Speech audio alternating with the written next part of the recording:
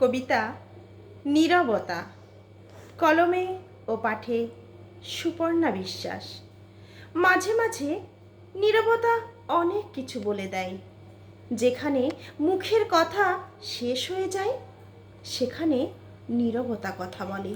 সে কথা কান দিয়ে নয়, মন দিয়ে শুনতে হয়, আর সেটা সবাই পারে না। পৃথিবীতে নীরবতা হলো উচ্চতম শব্দ।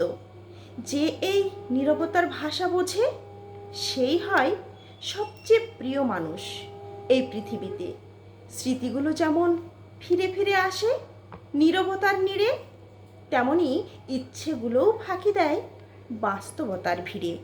নীরবতার পিছনে প্রতিটা মানুষের একটা অজানা গল্প থাকে, যে গল্পের ব্যথাগুলো আমাদের নীরব থাকতে বাধ্য করে।